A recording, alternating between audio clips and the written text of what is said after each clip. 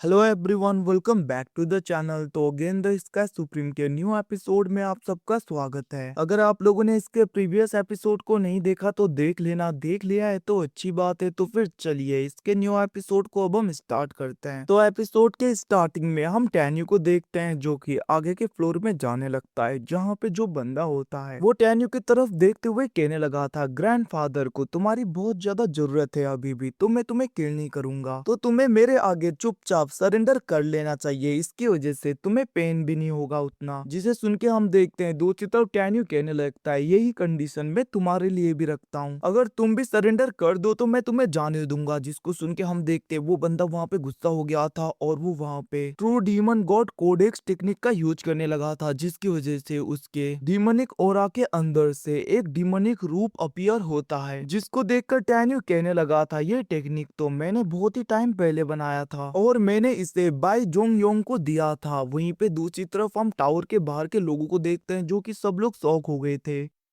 और इवन की God king by Cheng भी शौक होते हुए कहने लगता है, मैंने सोचा नहीं था कि रेनर ऐसे हमारे फॉरबिडन टेक्निक को पूरी तरीके से सीख लेगा। इवन की इसे तो बस अभी तक गॉड किंग जोंग यांग ही सीख पाए थे। ये सब कुछ कहते हुए वहाँ पे बाई चेंग पूरी तरीके से शौक होने लगते हैं। तभी हम देखते हैं वहाँ पे रेनर के फादर आगे बढ़ते हुए कहने लगे थे, फादर इवन की रेनर ने तो इसके अपर वॉल्यूम को भी पूरी तरीके से सीख लिया है ऑलरेडी। जिसको सुन के हम देखते हैं वहाँ पे बाई चेंग कहने लगते हैं, मानना पड़ेगा रेनर मेरा एल्डेस्ट ग्रैंडसन होने के वर्थ ही तो है। अब इन सब के बारे में सुन के दूसरी तरफ हम देखते वहाँ पे बाई कहने लगता है, फादर मैंने कभी भी ट्रू डीमन गॉड कोडेक्स के बारे में नहीं सुना, क्या ये टेक्निक इतना ज्यादा खतरनाक है? जिसको सुन के हम देखते वहाँ पे बाई पेंग कहने लगते हैं, हाँ सच में ये टेक्निक बहुत ज्यादा पावरफुल है। इवन की एंशिएंट टाइम में डीमंस को पूरी तरीके से खत्म करने के लिए इसे बनाया गया था। इस टेक्निक की हेल्प से किसी भी इंसान के इविल अवतार को एक्टिवेट किया जा सकता है और जो भी अवतार अपीयर होता है वो ओरिजिनल बॉडी के जितना ही पावरफुल होता है। जिसको सुन के हम देखते हैं वहाँ पे बाई कहने लगता है, ब्रदर जिन्यू संभल के आप वहाँ से भाग जाइए। वहीं पे दूसरी तरफ एक लेडी तो कह रही थी अब तो ये गया। तभी हम देखते हैं वहाँ पे हुसिंग कहने लगता है, भाई तुम चिंता मत करो, मेरे बिग ब्रदर को कुछ भी नहीं होगा, तुम बस देखते जाओ। इतना कहते हुए वो वहाँ पे टैन्यू की तरफ देख रहा था। वहीं पे दूसरी तरफ टैन्यू कहने लगता है, तुम्हारे करंट कल्टीवेशन के हिसाब से मुझे नहीं लगता कि तुम अपने अवतार को ज्यादा टाइम तक रोक पाओगे, तो मेरे हिसाब में तुम्हें यहाँ पे सरेंडर कर देना चाहिए। टैन्यू की बातें सुन के दूसरी तरफ वहाँ पे रेन को गुस्सा आ गया था और वो कहने लगता है, मैंने तुम्हें मौका दिया था, अब मत कहना कि मैंने कोई भी मर्सी नहीं दिखाई। इतना कहते हुए वो अपने इविल अवतार के साथ में मिलके टैन्यू के ऊपर अटैक कर देता है, जहाँ पे टैन्यू बहुत ही आसानी से उसके अटैक को डॉज कर रहा था और इवन के अपने ऑरा को रिलीज करते हुए उन दोनों को पीछे की तरफ खिसका देता है। जिसके बाद में भी हम देखते हैं वो दोनों मिलके फिर से टैन्यू के ऊपर अटैक करने लगे थे, जहाँ पे टैन्यू बहुत ही आसानी से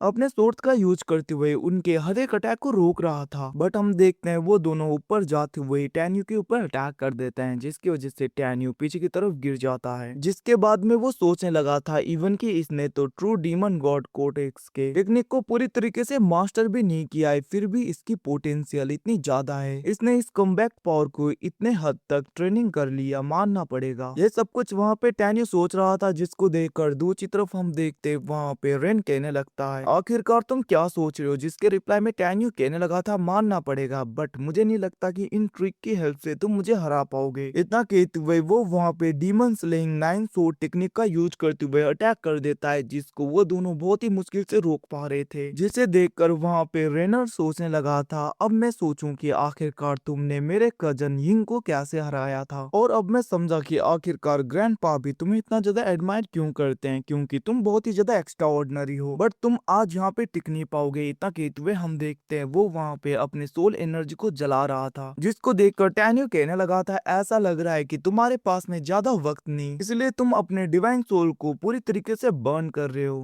वैसे भी कुछ टाइम तक अगर मैंने तुम्हें रोक लिया और तुम्हारा ये अवतार चला गया तो तुम खुद ही हार जाओगे। अब उसकी ऐसी बातें सुन के वहाँ पे रेन कहने लगता है, ऐसा नहीं होने वाला। तो गाइज अगर मैं इसे रेनर बोलूं या रेन बोलूं एक ही है, ज्यादा कंफ्यूज मत होना। अब हम देखते वो वहाँ पे अपने इविल अवतार के साथ में मिलके टैन्यू के ऊपर अटैक कर देता है और वहाँ पे वो किसी फॉर्मेशन को एक्टिवेट करता है और बहुत ही ज्यादा सोर्ट से अटैक करने लगा था। जिसको देखकर टैन्यू कहने लगा था, मैं अपने पूरे एनर्जी का यूज नहीं कर सकता, जिसकी वजह से मेरी आइडेंटिटी पूरी तरीके से एक्सपोज हो जाएगी, तो मुझे बस अपने सोल को बर्न करना होगा। होगा। इतना कहते हुए वो भी अपने सोल को बर्न करने लगा था और हम देखते हैं सोल एसेंस बर्न होने की वजह से टैन्यू की स्ट्रेंथ भी काफी बढ़ गई थी और वो अपने विंड एंड थंडर सोर्ड का यूज करते हुए पावरफुल अटैक करने लगता है, जिसकी वजह से उस अटैक को उसने रोक दिया था। इवन की दूसरी तरफ रेन भी वहाँ पे इंजर्ड हो जाता है, जिसके बाद में हम देखते हैं टैन्यू पावरफुल अटैक उसके इविल अवतार के ऊपर कर देता है और वो कहने लगा था अगर तुम्हारा ये अवतार चला गया तो तुम कुछ भी नहीं कर पाओगे, सिंपली तुम हार जाओगे। जिसको सुन के हम देखते हैं वहाँ पे रेनर कहने लगता है मुझे किसी भी अवतार की जरूरत नहीं, मैं तुम्हें आसानी से हरा दूंगा। इतना कहते हुए वो आगे बढ़ने लगा था, बट हम देखते हैं वो काफी ज्यादा इंजर्ड हो गया था, जिसकी वजह से वो अच्छी तरीके से चल भी नहीं पाता। वहीं पे दूसरी तरफ टैन्यू अपने wind and thunder lightning sword का यूज करते हुए उसके इविल अवतार को डिस्ट्रॉय कर देता है, जिसकी वजह से रेनर भी वहां पे इंजर्ड हो गया था। वहीं पे दूसरी तरफ सब लोग शॉक हो जाते हैं। वो लेडी तो कहने लगी थी मैंने सोचा नहीं था ब्रदर रेनर इतनी आसानी से हार जाएंगे। वहीं पे दूसरी तरफ हम देखते हैं टैन्यू कहने लगा था अब तुम मेरे लिए कोई मैच नहीं हो तो तुम्हें यहाँ पे सरेंडर कर देना चाहिए। जिसको सुन के हम देखते हैं वो कहने लगता है इतनी जल्दी नहीं। वहीं पे दूसरी तरफ उसके फादर भी कहने लगे थे तुम जल्दी से सरेंडर कर दो, बट हम देखते हैं वहाँ पे रेनर नहीं मानता और वो अटैक करने के लिए तेजी में बढ़ जाता है। जिसको देखकर टैन्यू बहुत ही आसानी से उसके सोर्ड को साइड करते हुए उसके गले को पकड़ते हुए कहने लगा था तुम अब इतने ज्यादा पावरफुल नहीं हो कि तुम मेरे आगे कुछ कर पाओ। इतना कहते हुए उसे घसीटते हुए 9 पैगोडा के बाहर फेंक देता है और हम देखते हैं वो टॉप में जाके खड़ा हो गया था, जिसको देखकर सब लोग शॉक हो जाते हैं। इवन की दूसरी तरफ बाई कहने लगता है फादर ब्रदर जिन्यू ने पूरे 9 के 9 वार गॉड टाइटल्स को अचीव कर लिया। जिसको सुन के उसके फादर बाईफेंग भी कहने लगे थे मैंने सोचा नहीं था ऐसा होगा, ना ही ऐसा कोई फ्यूचर में कर पाएगा। अब दूसरी तरफ हम देखते हैं वहाँ पे गॉड किंग बाईचेंग कहने लगते हैं आज से जिन्यू बाई फैमिली का सुप्रीम गॉड ऑफ वार है और ये टाइटल आज से जिन्यू को मिलता है। अब ये सुन के हम देखते हैं वहाँ पे जिन्यू नीचे आ गया था और वो कहने लगता है सीनियर आपका शुक्रिया। जिसको सुन के वहाँ पे गॉड किंग बाईचेंग कहने लगते हैं इसकी जरूरत नहीं, वैसे मैंने तुम्हें रिवार्ड दूंगा ये कहा था ना, तुम मुझसे रिवार्ड मांग सकते हो, मैं तुम्हें 9 के 9 रिवार्ड दूंगा। जिसको सुन के हम देखते हैं भाई कहने लगता है ब्रदर जिन्यू जरूर मांगना, ऐसा मौका हर बार नहीं मिलता। जिसको सुन के हम देखते हैं वहाँ पे टैन्यू कहने लगा था सीनियर मुझे 9 के 9 रिवार्ड नहीं चाहिए, बस मैं कुछ चाहता हूँ। और वो कहने लगा था सीनियर मैंने देखा कि ग्रैंड मार्शल बाईफेंग के अंडर में जितने भी जनरल्स हैं उन्हें बस लो ग्रेड के डिवाइन पिल्स मिलते हैं, तो मैं होप करता हूँ कि आप गॉड किंग बाईफेंग और उनके जनरल को टॉप ग्रेड का डिवाइन गॉड पिल प्रोवाइड करो। जिसको सुन के हम देखते हैं बाईचेंग कहने लगता है ऐसा मैं जरूर करूंगा, तुम्हारे इस रिवार्ड को फुलफिल किया जाएगा। दूसरी तरफ हम देखते हैं टैन्यू कहने लगा था और सीनियर जितने भी मेरे दोस्त हैं उन्हें मैं अपने साथ में रखना चाहता हूँ